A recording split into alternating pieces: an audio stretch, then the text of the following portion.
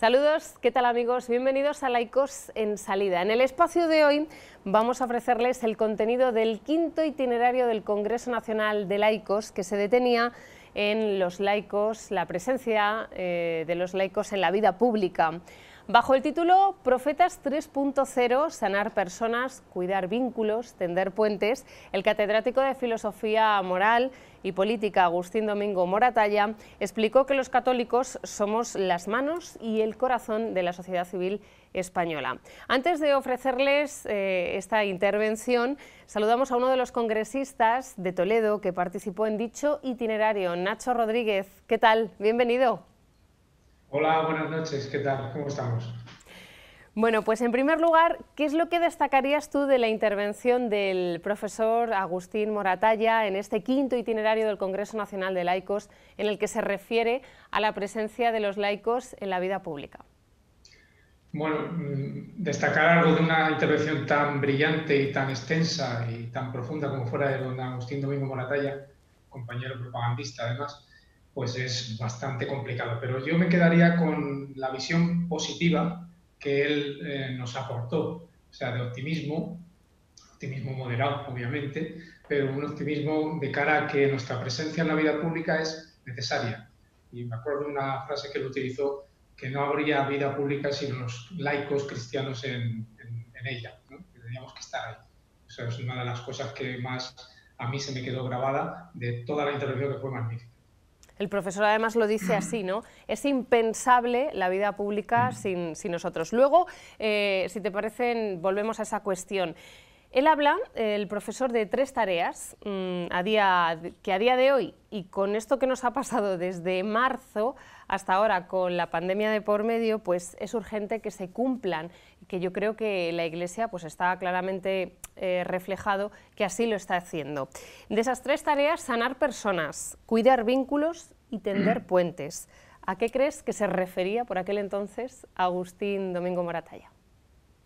Bueno, la verdad es que la realidad posterior nos habría confirmar esas tres líneas de actuación que él ofrecía y de reflexión en aquella ponencia. Lo de sanar personas, él hablaba sobre todo del creciente, creo que todos lo podemos constatar, individualismo que existe en la sociedad. Entonces, sanar personas venía a intentar reconstruir el ser persona desde un punto de vista social. Es decir, unas personas necesitan, y pasaba de ahí prácticamente al segundo vínculo, al segundo punto, que era el de cuidar vínculos, ¿no? O sea, primero teníamos que reconstruir a la persona, hacerla referenciar, es decir, que necesita de los otros, y ahí aparecía el tema también del cuidar vínculos. Eso se refería mucho al ámbito vecinal, ¿no? Pero antes de llegar ahí, también habría que reconstruir el ámbito familiar, una célula tan importante en la sociedad como la familia y que hoy en día está tan deteriorada. No creo que haga falta que profundicemos en ese ámbito porque todos tenemos ejemplos alrededor. Pues es necesario recuperar el ámbito familiar, recuperar el ámbito vecinal y obviamente de ahí recuperar el ámbito social. Y por último, lo de los puentes, el tender puentes, creo que decía él, sí. pues creo que, a ver, yo me he quedado con una reflexión que él tiene en la ponencia, no sé en qué momento, que él habla de que tenemos que ser artesanos de la paz. La verdad es que hoy en día hablar de esto a mí mismo personalmente me resulta complicado, porque como estamos en un mundo en el que hay un eterno enfrentamiento, más en la sociedad española, con todos los problemas que vivimos, lo que sí que podemos destacar en el día a día es un enfrentamiento. Creo que todos estaremos más o menos de acuerdo en esto, pero claro, el que los cristianos a la hora de tender puentes estemos llamados a ser artesanos de la paz, como él decía en un momento en la ponencia, creo que ese es el camino que tenemos que emprender. No es fácil, requiere de mucha interioridad, requiere de mucha oración y nos lo tenemos que poner en primer tiempo, ¿no? de presencia ante el Señor para poder ser eso que se nos llama a ser. Volvemos a la cuestión anterior, de la que hablábamos hace unos instantes. El ponente llega a decir en un momento que la sociedad civil europea sería impensable sin nosotros. Pero, Nacho, nosotros como laicos tenemos claro el papel que debemos jugar dentro de la sociedad civil. Vamos, él hacía además otra pregunta. Cuando habló de ese tema, él hablaba también, nos preguntaba, se interpelaba él, pero nos interpelaba a todos los presentes, sobre el tema de si somos cabeza. Es decir, es impensable que la sociedad civil no tenga a los laicos dentro de la misma, pero la cuestión es si actualmente nosotros somos cabeza. Ese papel que estamos llamados a ocupar dentro de la sociedad civil, realmente es una opinión mía personal, creo que él coincidía también, no lo estamos ocupando, no estamos haciendo, valga la redundancia, ese papel, no tenemos una presencia activa en la sociedad civil. Podríamos contar con los dedos de una mano, y creo que me quedaría extenso, cuántos miembros del laicado español forman parte de una asociación de vecinos, de una asociación de barrio, de una asociación de padres. No hablo de la asociación de padres en los colegios concertados, hablo de la asociación de padres en los colegios públicos. ¿Cuántos podríamos ser miembros en una sociedad como cualquier sociedad de pensamiento que haya hoy en día dentro de nuestro entorno? ¿Cuántos formamos parte de un partido político? ¿Cuántos formamos parte de una entidad cultural? Todos esos ámbitos nosotros hemos dejado de ser sal en ellos, con lo cual la luz de Cristo pues no se aprecia ahí. Y si no ocupamos ese papel, si no ocupamos esa presencia, seguramente y sin lugar a dudas la están ocupando otros en nuestros lugares. Bueno, el ponente en este sentido también lo que hace es que habla de varias opciones que pueden que podemos asumir los laicos, ¿no? Dos de ellas son la opción benedictina o la opción ignaciana. ¿Qué te parece este planteamiento? Un poco que también alude a lo que estabas diciendo, ¿no? De no ser presencia, no ser luz en todos estos ámbitos. Bien. Le añadí una tercera, lo recordaré, estoy hablando de memoria, lo mismo me equivoco. Sí. Voy a usar de mi memoria y voy a abusar de ella. Creo que hablaba también de hacer un cierto seguidismo a los clérigos. Sí, era la primera. Sí. Creo de que obedecer. Sí, de obedecer a los clérigos y ir por donde nos digan ellos, ¿no? Sí. Creo que eso traicionaría la corresponsabilidad que tanto se habla en ese congreso, ¿no? La primera opción, la opción benedictina, yo lo he leído en el libro, por lo cual no puedo hablar con profundidad de ello y me remito a lo que ellos dicen en la ponencia, si la van a poder ver en YouTube, que está colgada, o si la van a poder leer, que también está publicada. La opción benedictina habla de un replegarse, es decir, defender lo nuestro, digamos que recluyéndonos en un monasterio, un monasterio interior, familiar, de grupo, de diócesis, no sé, eso ya tampoco, como yo no he leído el libro de la opción benedictina, no sabría pormenorizar cuál es el planteamiento que hace ese autor, al cual él hacía referencia en la ponencia. Y la opción ignaciana es justo, no es la contraria, pero tampoco podríamos decir que es exactamente la contraria, aunque parece, es la de discernir en cada momento y confrontar con la sociedad mediante un diálogo cuál es la postura nuestra de cara a iluminar todos aquellos aspectos de la vida social, cultural, política, educativa, etcétera, a la que los cristianos tenemos que aportar tanto. Esa sería la opción ignaciana, partir de un discernimiento y llegar a un diálogo con el mundo de hoy. Bueno, y ya por último, en otro momento de su intervención, el profesor Agustín Domingo Moratalla señala que nuestra religión es un deporte de contacto. Y a los pocos días, porque este congreso tuvo lugar a mediados de febrero, nos vimos todos, Nacho, encerrados en casa y sin poder establecer ese contacto, ¿no?, del que hablaba el profesor. ¿Qué le parece? ¿Esto le ha sugerido alguna reflexión? Bueno, creo que todos hemos tenido oportunidad, de unos más porque han tenido más tiempo, porque han estado más en su casa, otros menos como yo, porque hemos tenido menos tiempo de estar en casa, porque era de esos servicios esenciales que teníamos que salir a trabajar. Pero todos hemos tenido oportunidad en estos tiempos de confinamiento de reflexionar bastante. Y creo que una de las cuestiones que hemos podido reflexionar es lo importante que es para nosotros el otro.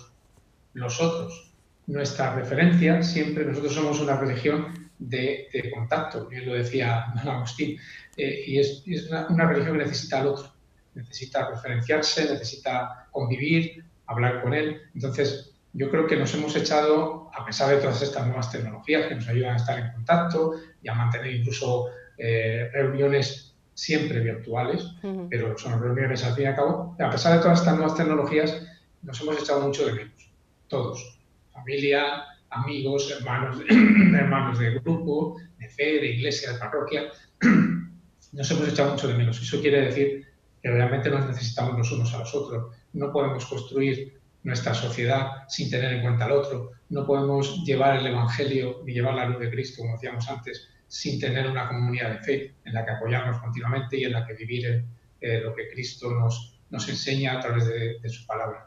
Bueno, yo creo que esa necesidad del contacto que manifestaba don Agustín la hemos podido vivir en la ausencia, ¿no? Todo este tiempo ha sido una ausencia de ese contacto, en la que nos ha recluido en el entorno más propio de la familia. Gracias a Dios, por lo menos hemos tenido a la familia, la más cercana, pero es cierto que hemos echado de menos a los hermanos. Bueno, pues ojalá y esa ausencia nos haga de nuevo coger impulso cuando se pueda y sobre todo valorar ese encuentro fraterno y ese contacto, el que nuestra religión, como dice el propio ponente, sea un deporte de contacto. Ignacio Rodríguez, muchísimas gracias por estar con nosotros en esta noche. Gracias por compartir tu experiencia en lo que fue el Congreso Nacional de Laicos, que ya parece que queda lejos en el mes de febrero. Gracias. Gracias a vosotros por invitarme. Muchas gracias. Y nosotros ahora les ofrecemos el quinto de los itinerarios que nos va a hablar sobre la presencia de los laicos en la vida pública. Yo soy padre de 2 hijas, soy esposo, soy profesor de la Universidad de Valencia, tengo aquí algunos compañeros. Pertenezco a la parroquia del Centro Arrupe de Valencia y a la Asociación Católica de Propagandistas, al Grupo de Valencia. Por lo tanto, esas son algunas pistas del lugar desde el cual yo les voy a hablar. También les hablo desde mi experiencia en la vida pública y comprometido en la vida pública.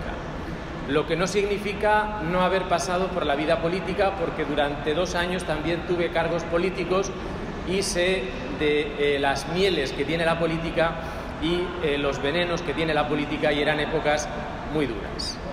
Puesta en marcha de la ley del menor, supongo que sabrán los problemas que tenemos con los MENAs, menor, familia, adopciones, servicios sociales, aquello que no da lustre, aquello que nadie quiere y aquello en lo cual la vida política de un católico se pone a prueba. En los servicios sociales y en las políticas públicas es donde una colonia de hombres se la juega. Dicho con otras palabras, es donde la doctrina social de la Iglesia se la juega y donde nos jugamos el futuro de nuestra presencia pública. Quiero agradecer también a Monseñor Salinas, a don Javier Salinas, el hecho de que me eligiera para poder intervenir aquí y que el comité del Congreso aceptara la propuesta, porque para mí es una oportunidad clave. Yo le propuse 3 títulos y él aceptó este porque le resultaba más comercial. El título de mi intervención es Profetas 3.0 y luego proponía 3 tareas. Primera, sanar personas, cuidar vínculos y tender puentes. Esto me interesa que quede claro. Sanar personas, cuidar vínculos y tender puentes. El titular que quiero que pase a la historia después de mi intervención hoy y esta tarde es: los católicos en España en este momento somos las manos y el corazón de la sociedad civil española, pero tenemos dudas respecto al tipo de cabeza que tenemos que tener en la sociedad civil. Dicho con otras palabras, nuestra presencia en la vida pública hoy está centrada fundamentalmente en lo que llamamos técnicamente sociedad civil, y ahí no es que estemos en primera división o puestos de Champions, es que ahí tenemos las 12, 13 y 14 copas que haya que ganar en la sociedad civil. Por lo tanto, hay que hacer memoria del lugar donde estamos, de tal forma que sería imposible pensar la sociedad civil en España sin los católicos comprometidos en la vida pública hoy. Hay tanto tipo de organizaciones, hay tantas características diferentes en las diócesis que sería impensable hacer cualquier diagnóstico y cualquier análisis de la sociedad civil española sin decir: ahí están los católicos comprometidos de las diferentes diócesis. Por lo tanto, aunque no estemos en el Estado, aunque no estemos en la administración pública, aunque no estemos en los bancos y aunque no estemos en las empresas, la sociedad civil de nuestro país y la sociedad civil europea sería impensable con nosotros. Perdón, sin nosotros. Por lo tanto, el reto que tenemos planteado es mayor del que nos podemos imaginar. No nos planteamos hoy si nuestra presencia tiene que ser de partido y formar un partido demócrata, cristiano, social cristiano. Esa tarea hoy no toca. La tarea que toca hoy es una tarea fundamentalmente de formación, es una tarea de darnos cuenta de la herencia recibida, darnos cuenta del papel que tenemos en esa sociedad civil, repito, donde el corazón y las manos de la sociedad civil son nuestros. No puede hacer nadie en la sociedad civil española nada sin contar con la Iglesia en España. Reto que tenemos presente, el reto es la cabeza, la intelección, la formación, lo que yo he llamado en mi ponencia el rumbo de las manos y el corazón de esa sociedad civil que nosotros formamos. Fíjense que al llevar bastantes años trabajando en la sociedad civil y al llevar, cuando digo trabajando, digo con corazón, porque Cáritas, Manos Unidas y cientos de organizaciones eclesiales son el corazón de la sociedad civil. Al ser también las manos silenciosas, hay cientos, por no decir miles, de católicos que, aunque no hayan reflexionado teóricamente sobre su compromiso en la vida pública, están en los hospitales, están en las cárceles. Ese tipo de espacio es prioritario para nosotros, por lo tanto, esa tarea es clave. Sin embargo, vosotros y yo tenemos que plantearnos el rumbo en el que queremos ir y mi reflexión va en esa dirección. Varias ideas. En primer lugar, creo que es clave hacer operativa nuestra sabiduría práctica. Ustedes y yo tenemos una sabiduría práctica, una experiencia como católicos en la vida pública que hay que poner en valor, que hay que hacer operativa. En un contexto de indiferencia, en un contexto de nuevo agnosticismo y sobre todo en un contexto de secularismo líquido. En ese contexto es clave ese mensaje de reanimación que quiero dar. En segundo lugar, vivimos nuevos tiempos y los contextos del año 2020 no son los de Católicos y Vida Pública, no son los del periodo del Cardenal Tarancón y no son ni siquiera los del año 2001 o 2002. Hoy tendríamos tres opciones como grupo de católicos en la vida pública. En primer lugar, la primera opción es que inventen ellos, es decir, obedecer a otros, que no seamos los propios laicos como protagonistas de ese reto de la Iglesia española. Segunda opción, la que Dreher ha llamado opción benedictina: recluirnos, evitar la presencia en la vida pública y volver a las esencias de la vida monacal, porque el relativismo cultural, porque lo que podríamos llamar una civilización secularizada en realidad atenta contra los principios de nuestra identidad católica. El planteamiento de Dreher, la opción benedictina, es un planteamiento atractivo, es un planteamiento muy interesante y es una segunda opción con la que contamos, es decir, repliegue, dado que el secularismo líquido lo que en realidad anuncia es la relativización, la modernización de la sociedad y el olvido, y aquí está la clave, de la verdad de nuestro mensaje. El planteamiento de Dreher es un planteamiento pesimista que contrapone verdad y misericordia, y ustedes y yo y la experiencia de los católicos en la vida pública española nunca ha contrapuesto verdad y misericordia. Por lo tanto, nuestro planteamiento no es el de Dreher, la opción benedictina. Nuestro planteamiento está más próximo a lo que yo he llamado la opción ignaciana. Repito, primera opción, no hay rumbo, que hagan otros el rumbo. Segunda opción, opción benedictina de Rob Dreher. Tercera opción, que creo que es la más atractiva y la más interesante, es la opción de Charles Taylor en su libro A Secular Age, y es la opción que yo he llamado la opción ignaciana. Es la opción del Papa Francisco, pero cuando digo la opción del Papa Francisco no estoy diciendo la opción del Papa Francisco frente a Benedicto XVI, frente a Juan Pablo II. La hermenéutica de la opción ignaciana es la hermenéutica de la continuidad. No se entendería Francisco sin Benedicto XVI, ni a Benedicto XVI sin Juan Pablo II, sin Pablo VI y sin el Vaticano II. Por lo tanto, la opción ignaciana requiere una lectura de la modernidad, requiere una lectura de la secularización en clave de discernimiento y en clave de claroscuros de la modernidad.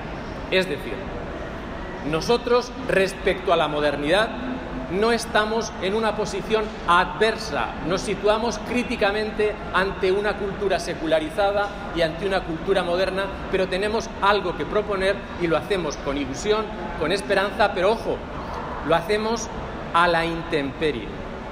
Y esto no es fácil. Por eso trabajamos en grupo, por eso trabajamos en comunidades, por eso trabajamos en parroquias, por eso creemos que la presencia en la vida pública comprometida es fundamental.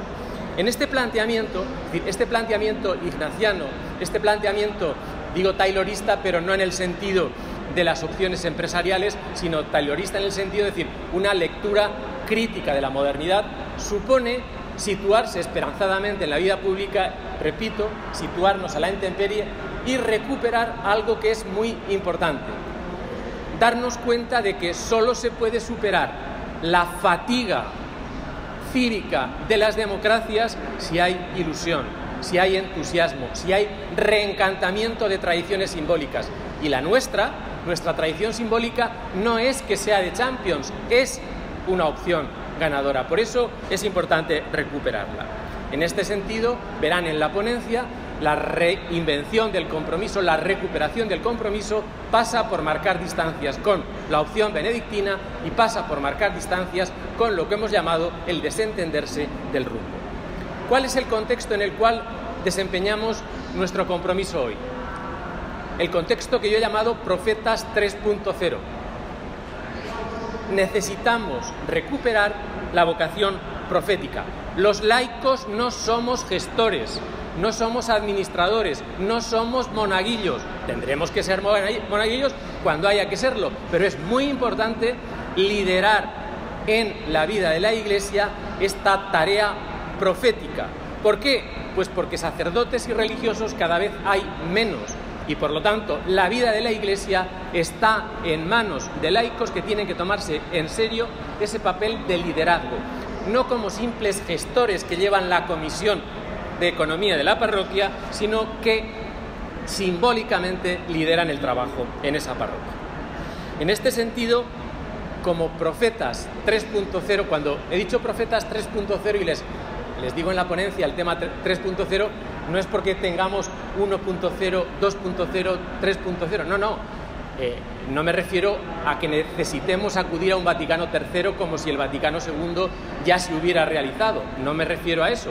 Estoy diciendo, ojo, porque el mundo digital, la sociedad digital, la era digital, plantea algo muy importante y es lo que llamamos lo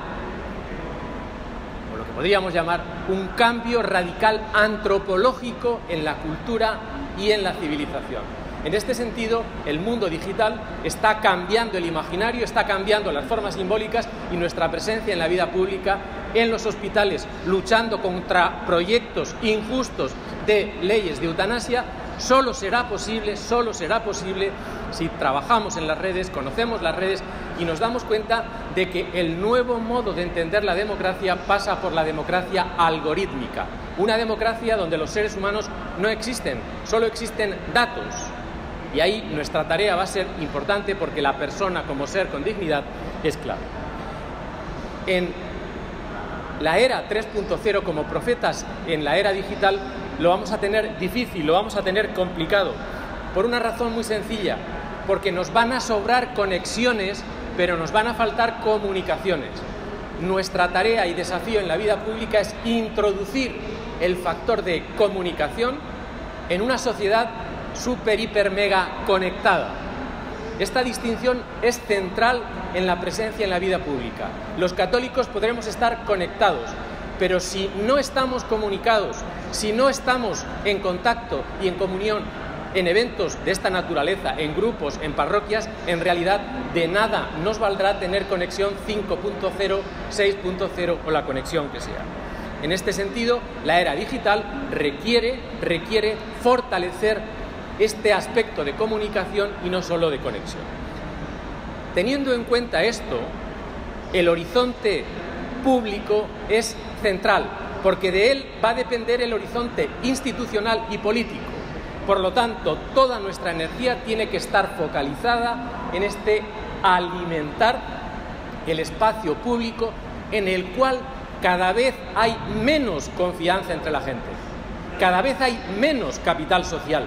La gente está más conectada, pero nos fiamos menos los unos de los otros. Y esta es una tarea clave, cómo recuperar la confianza social en sociedades donde la conexión cada vez es mayor. Ahí vienen los 3 objetivos que propongo. En primer lugar, sanar personas. Nuestra religión es un deporte de contacto. Me remito a la intervención del cardenal O'Malley hace unos días en Madrid. Dijo: nuestra religión es un deporte de contacto. Nuestras manos y los contactos corporales son importantes. La comunicación no es una comunicación online, offline. No, nuestra comunicación tiene que ver con el contacto.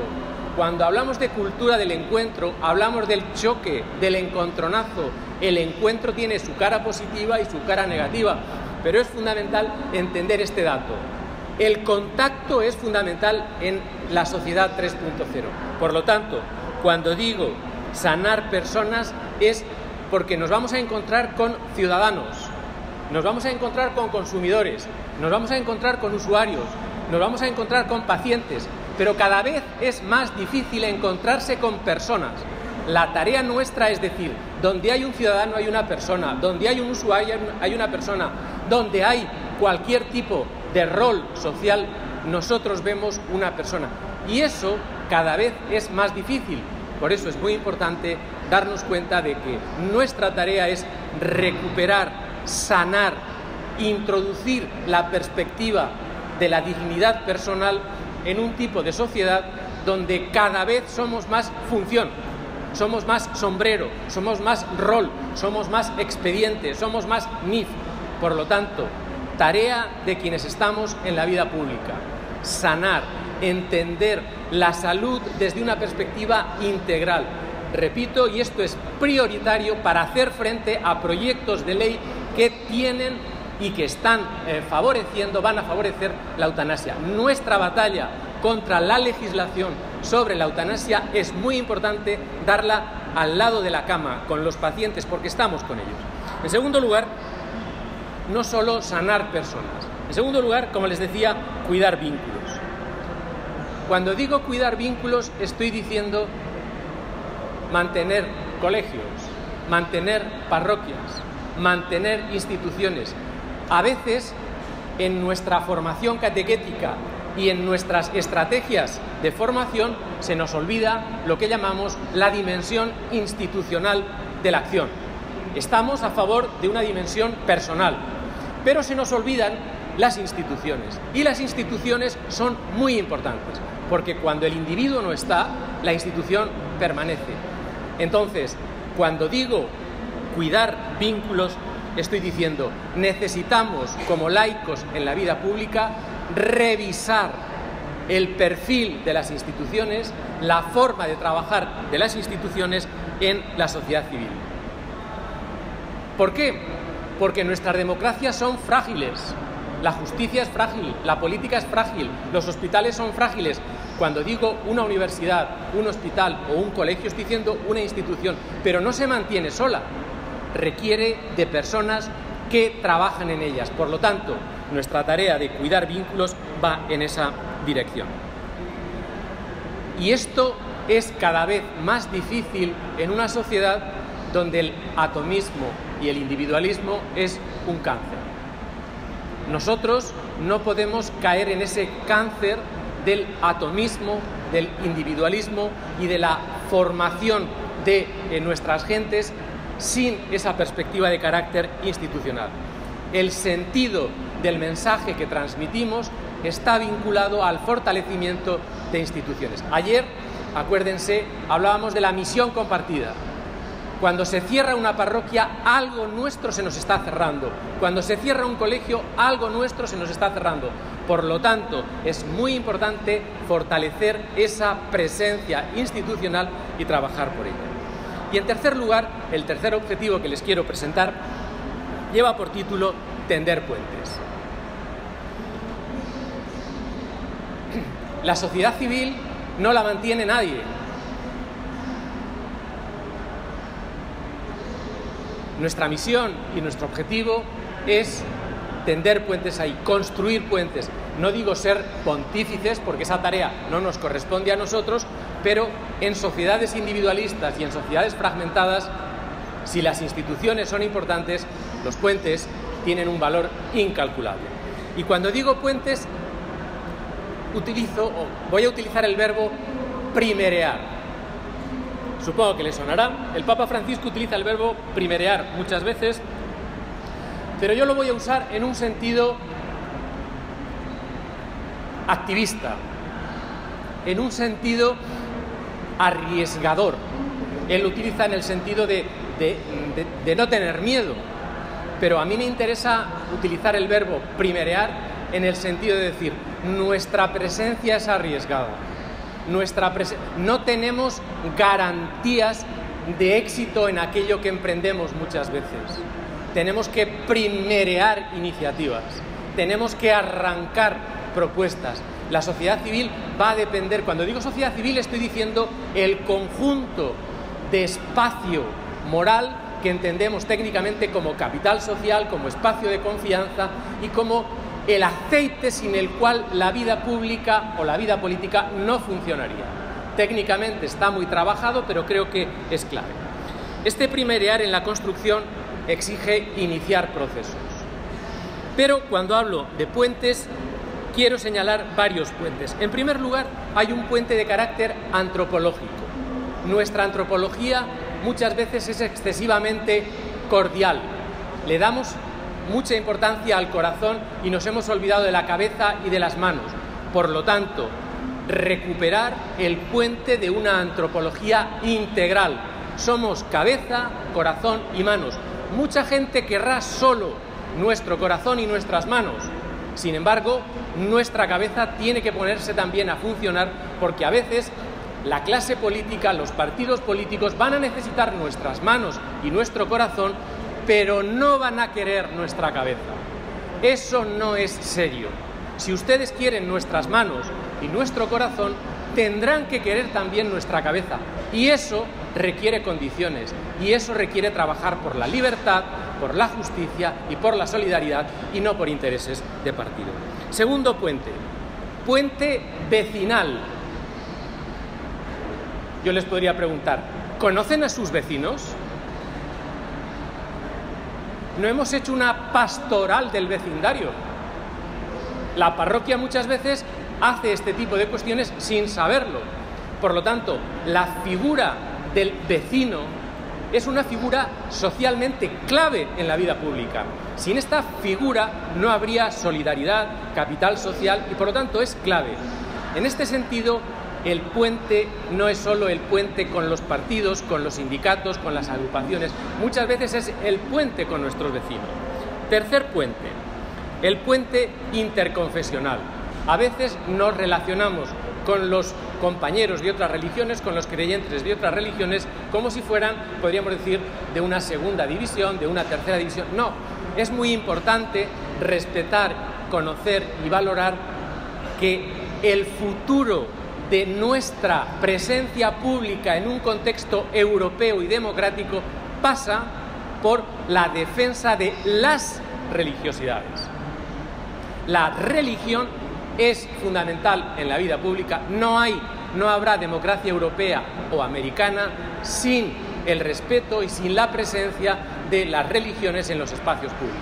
Por lo tanto, nuestra tarea no es la presencia de los católicos en la democracia europea, sino darnos cuenta de que hace falta tender un puente para recuperar esa dimensión estructural de la vida religiosa.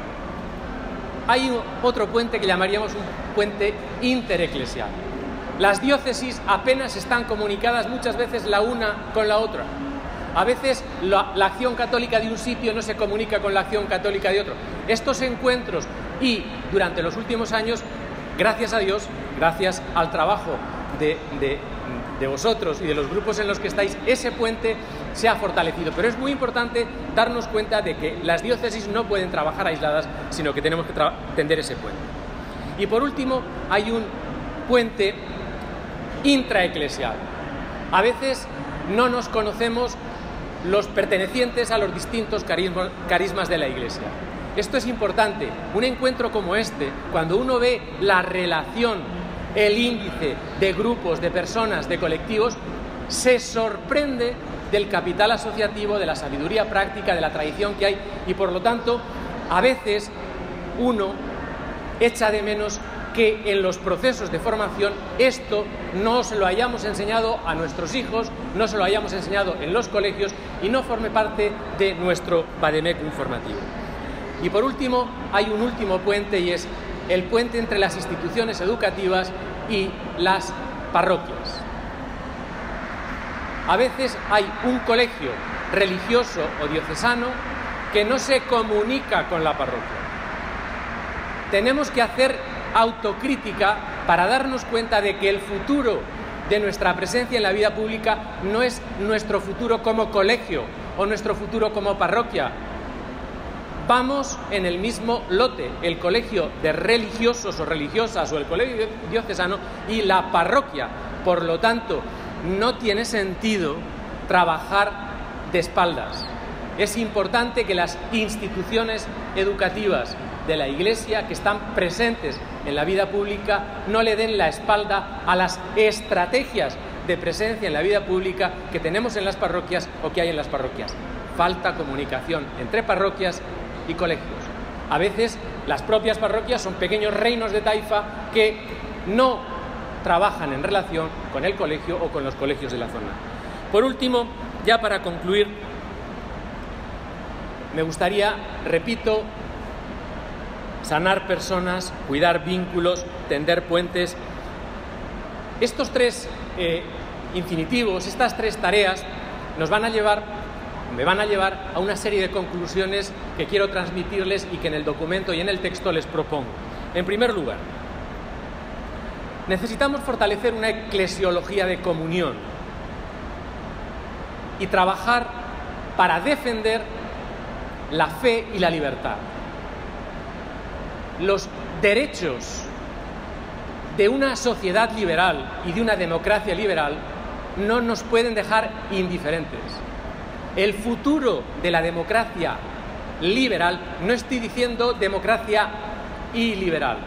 Como saben ustedes, hay un debate importante porque hay una propuesta de democracia iliberal. Pues no, es importante a la hora de trabajar en la vida pública este mensaje. Nuestro compromiso de fe, nuestra presencia en la vida pública, nuestra vertebración del tejido en la sociedad civil pasa por fortalecer lo que podríamos llamar una sociedad abierta, donde haya un proyecto de libertad, de esperanza y de respiro. Ahí estamos nosotros. Nuestra propuesta de fe, nuestra presencia en la vida pública no puede ser más Estado, más administración, más coerción y más derecho. Nuestra propuesta tiene que ver con más libertad, más creatividad y, por lo tanto, más energía solidaria. En segundo lugar, si somos el corazón y las manos de la sociedad civil, en realidad tenemos que poner el corazón en forma y las manos en forma. ¿Por qué? Pues porque nuestro corazón puede que tenga colesterol, nuestro corazón puede que tenga alguna cardiopatía y por lo tanto hay que ir al gimnasio, por lo tanto hay que entrenarse, por lo tanto hay que hacer régimen, por lo tanto hay que controlar la alimentación. ¿Por qué? Porque a lo mejor de tanto usar nuestro corazón, de tanto trabajar sin controlarnos, ¿qué es lo que puede suceder? Pues que perdemos la salud. Para perder la salud no estamos. Es muy importante darnos cuenta de que necesitamos poner en forma, tener una estrategia en esta eclesiología de comunicación para que la riqueza de nuestro laicado no se pierda y trabajemos conjuntamente en este río de la vida pública donde a veces ese cauce no sabemos dónde nos lleva. Y es importante que nos paremos, lo pensemos, nos organicemos y digamos, queremos ir en esta dirección o al menos decir, no queremos que nos lleven en esta dirección o en la otra. En este sentido, los grupos de acción católica, los laicos en la vida católica, muchas veces estamos sobrados de acción católica y faltos de pasión católica. Tanta acción, tanto compromiso requiere tanta pasión y tanta cabeza y cerebro para plantearlo. En este sentido, me gustaría incidir en esto, es decir, necesitamos más formación. Ayer se dijo que el reto, la tarea pendiente del laicado, el cardenal Farrell lo planteó a nivel global, a nivel de Iglesia, pero creo que vale en España y vale en la Unión Europea, está en esa tarea de formación. Pero piensen que cuando digo formación no digo instrucción libresca, estoy diciendo reflexión como equipo que decide pensar dónde quiere ir o al menos evitar dónde ser llevado. Y por último, para afrontar las cardiopatías, para luchar contra el colesterol, para poner en forma esta propuesta de nuestra presencia en la vida pública, creo que es clave darnos cuenta de la novedad originaria del mensaje que llevamos. Es decir, si nuestra propuesta no es una propuesta de esperanza, de ánimo, de lucha contra la desmoralización, no estamos haciendo nada. En este sentido, la fatiga civil de la democracia no se va a poder reparar sin nuestros universos simbólicos, sin nuestras propuestas de simbolismo. Para concluir, tienen el texto completo en la ponencia. Para concluir, quiero señalar dos frases de Paul Valadier. Cuando Paul Valadier piensa la relación entre el futuro de la Iglesia en Europa y la democracia, dice lo siguiente: las iglesias deberíamos tener un papel de refundación simbólica de nuestras democracias. El uso que hace Valadier de simbólico no tiene que ver con lo epidérmico, lo simbólico tiene que ver con lo estructural, con lo imaginativo de carácter estructural. Las iglesias deberían tener el papel de esa refundación simbólica de nuestras democracias, no en el sentido de que deban influir directamente sobre el poder o ejercer una presión, sino para reestructurar un imaginario colectivo degradado. Nuestro imaginario colectivo está degradado. Nuestra tarea está en esta reconstrucción y reparación del imaginario. Para terminar, los valores democráticos no son extraños a la herencia cristiana. Cualquiera que quiera excluirnos de la democracia liberal no está siendo serio con el futuro de la democracia liberal. No podrá haber una Europa más democrática, una España más democrática, si no nos tomamos en serio nuestra presencia en la vida pública. Pero para eso es fundamental romper con el silencio, hablar en la vida pública, estar presentes en la vida pública.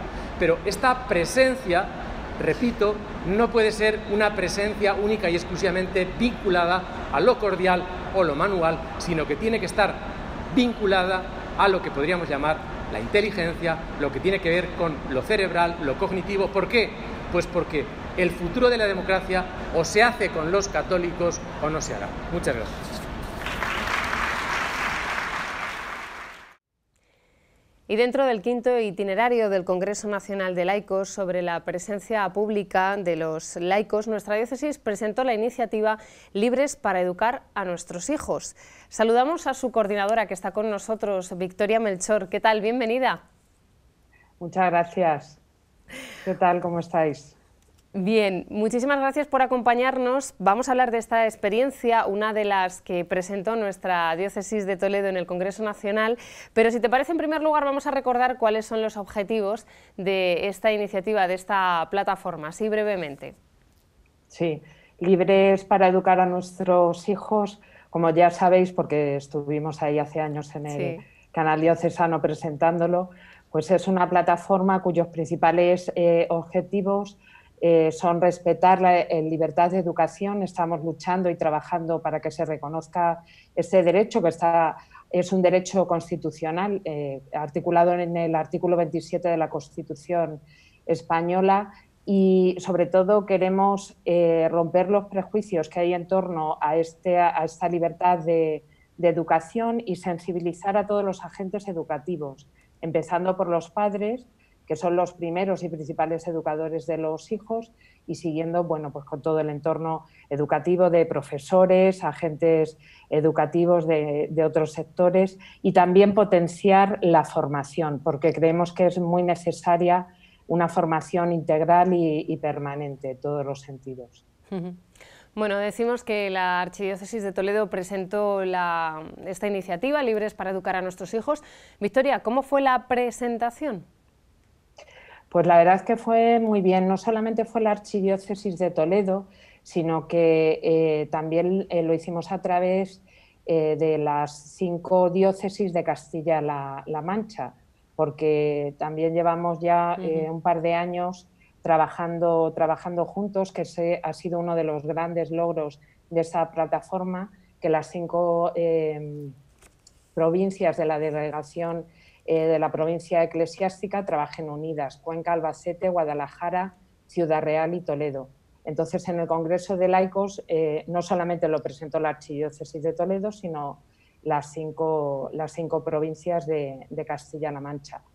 Y la verdad es que realmente fue bastante bien. Tuvimos una impresión muy positiva y, bueno, pues la gente, la verdad es que le gustó la plataforma. Mucha gente tenía desconocimiento de ella, pero claro, estamos hablando también a nivel nacional.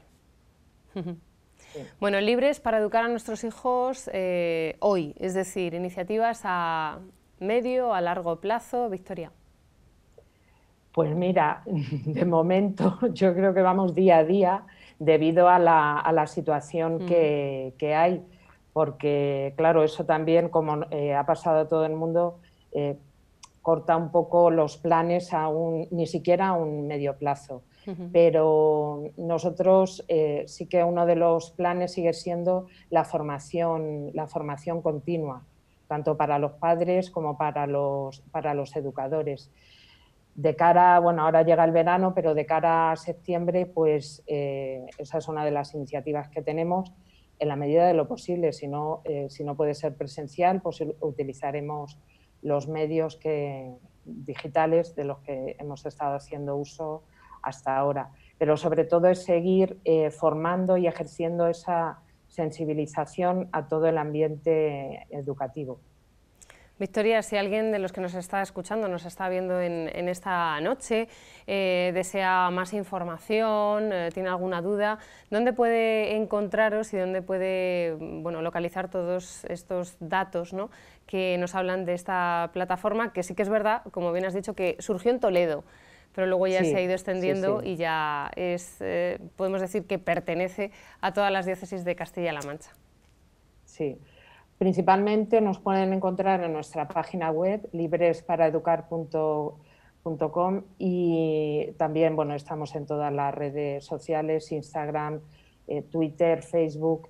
Ahí encuentran información, pero principalmente en la página web. Dentro de este quinto itinerario que nos habla de la presencia de los laicos en la vida pública, se presentó esta experiencia, esta iniciativa Libres para Educar a Nuestros Hijos. Yo no sé, Victoria, si somos conscientes de lo que nos jugamos en el ámbito educativo los laicos, de que deberíamos estar, pues como decía antes Ignacio, pues en todas las AMPAs de todos los colegios, no solo de los concertados, ¿no?, por todo lo que nos jugamos. Yo no sé si tú, desde esa posición como coordinadora de esta plataforma, nos puedes dar una idea de cómo está. Pues mira, yo creo que no somos conscientes, empezando por los padres. Los educadores a lo mejor tenemos más acceso a la información en este sentido, pero es verdad que hay una fuerza que no tenemos los educadores, y esa fuerza la tienen los padres. Porque si yo quiero educar a mis hijos en unos determinados valores, ideas, la fuerza que tienen los padres no la van a tener ni siquiera los educadores. Es muy necesario que los padres estén metidos en los consejos escolares, porque además es un derecho. Este artículo 27 de la Constitución española, una de las cosas que dice es esa, que los padres pueden estar dentro del consejo escolar y de las AMPAs, porque los padres necesitan saber qué se les va a enseñar a sus hijos. El problema es que se utilice la ideología para educar a los hijos. Entonces, de alguna manera se está manipulando, porque bueno, pues sabéis que en el ámbito educativo no solamente es transmitir unos conocimientos académicos, sino que se educa también a los niños. Y vuelvo a repetir, los principales educadores son los padres, pero yo tengo que estar informado como padre qué ideas se van a transmitir en el currículo. Dentro, pues, por ejemplo, te pongo el ejemplo de biología. Dentro de la asignatura de biología hay determinado temario, pero yo tengo que estar seguro o segura de que a mi hijo, cómo le van a hablar de ciertos temas controvertidos, como es el origen de la vida, el fin de la vida, y ahí pues meto tema de aborto, eutanasia, etcétera, etcétera. También todo el tema de la educación afectivo-sexual. Nosotros desde la plataforma insistimos mucho, y yo es algo en lo que hago muchísimo hincapié, la responsabilidad que tienen los padres de estar presentes en el centro, porque es un derecho suyo, pero sobre todo por el bien de sus hijos. Entonces, nada, yo animo a que se movilicen y a que estén presentes bueno, pues dentro de esos ámbitos, esas estructuras que se permiten dentro de los centros, da igual público, privado que concertado, principalmente en los concertados y en los públicos, pero que se introduzcan en las AMPAs, en los consejos escolares, porque es una de las formas de hacer fuerza. Y también, bueno, pues si no están de acuerdo con lo que les están enseñando a sus hijos o con lo que se va a implantar, tienen todo el derecho a reaccionar, y además es que deberían hacerlo. Bueno, ya por último decir que en vuestra web hay de la última entrada, yo creo, denunciáis que el Gobierno y el Ministerio de Educación han aprovechado el estado de alarma, es otra de las cuestiones que también hemos visto que ha sido noticia, para intentar imponer la nueva ley educativa, la LOMLOE, al margen de toda la comunidad educativa. ¿Qué opinas sobre esto? Sí, pues nosotros nos adherimos a esta nota de prensa para denunciar precisamente que no ha habido ni hay de momento un consenso y un diálogo con toda la comunidad educativa. Lo que intentan es imponer esta ley de educación sin escuchar a los profesores y sin escuchar a los padres, que, como acabo de decir, son los principales agentes educativos, pero también todo el sistema educativo, todos los profesores, y esto es lo que denunciamos, que no hay ningún consenso. O sea, lo quieren aprobar, incluso, fíjate, podría ser hasta inconstitucional, porque, bueno, sobre todo porque no se respeta esta libertad de educación. Pues Victoria Melchor, coordinadora de la plataforma Libres para Educar a Nuestros Hijos, muchísimas gracias por estar aquí con nosotros en este programa, y bueno, pues ojalá y el año que viene pues sigamos hablando de los ecos de la presentación de esta iniciativa que surgió en nuestra diócesis de Toledo en el Congreso Nacional de Laicos, que con este paréntesis de la pandemia pues parece que todo se ha parado también esto, ¿no? Victoria Melchor, gracias.